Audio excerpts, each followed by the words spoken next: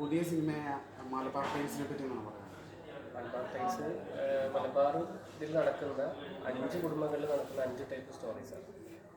അത് ഇപ്പം മുന്നേ സംഭവിച്ചതും ഇപ്പോൾ സംഭവിക്കാവുന്നതുമായിട്ടുള്ള ഇതിനൊക്കെ ബേസ് ചെയ്തിട്ടുള്ള കുറച്ച് കഥകളാണ് അതിലുള്ളത്. ഞാൻ അതിലൊരു പടത്തിലൊരു മെയിൻ ക്യാരക്ടർ ചെയ്തിട്ടുണ്ട്. അപ്പോൾ ഇതൊരു റിയൽ സ്റ്റോറിയാണോ? റിയൽ സ്റ്റോറി ആയിട്ട് കണക്റ്റഡ് ആവുന്ന മുന്നേ അങ്ങനെ നടന്നിട്ടുണ്ടാവാം. റിയൽ സ്റ്റോറി ആയിട്ടും കണക്റ്റഡ് ആണത്. അപ്പം അങ്ങനെയാണ് ഇപ്പോൾ മലബാർ ടൈൽസ് എന്ന് പറഞ്ഞ പേരുകൊണ്ട് ഞാൻ ചോദിക്കുന്നത്. ഇപ്പം നമ്മുടെ ഹിന്ദി സിനിമകൾ റിലീസ് കേരള കശ്മീർ ഫയൽസ്, അതുപോലെ കേരള സ്റ്റോറി, അങ്ങനത്തെ. അപ്പോൾ അത് ഭയങ്കര ചർച്ചാ വിഷയമായിട്ട് ഭയങ്കര ചെറിയ ആൾക്കാരെ അഭിനയിച്ച് വലിയ ഹിറ്റായ ഒരു സിനിമ. അപ്പോൾ അതുപോലെ ഇത് ഹിറ്റാവുന്നൊരു പ്രതീക്ഷയുണ്ടോ? പടം വെച്ചാൽ അങ്ങനെ കോൺട്രവേഴ്സി അങ്ങനെ ആവാൻ എന്നാലും ഉണ്ടാവാം. ചിലപ്പോൾ ചെറുതായിട്ടൊക്കെ വരിക. പക്ഷെ എന്നാലും ഹിറ്റാവാൻ വെച്ചാൽ സാധാരണ ഒരു ചെറിയ ബഡ്ജറ്റിൽ ചെയ്തൊരു സിനിമയാണ്. പിന്നെ അത് ജനങ്ങൾ കണ്ടിട്ട് അവരാണ് അത് തീരുമാനിക്കുക എങ്ങനെയാണെന്നുള്ളത്. എന്നാലും കുഴപ്പമില്ല, ആൾക്കാർക്ക് ഇഷ്ടപ്പെടും.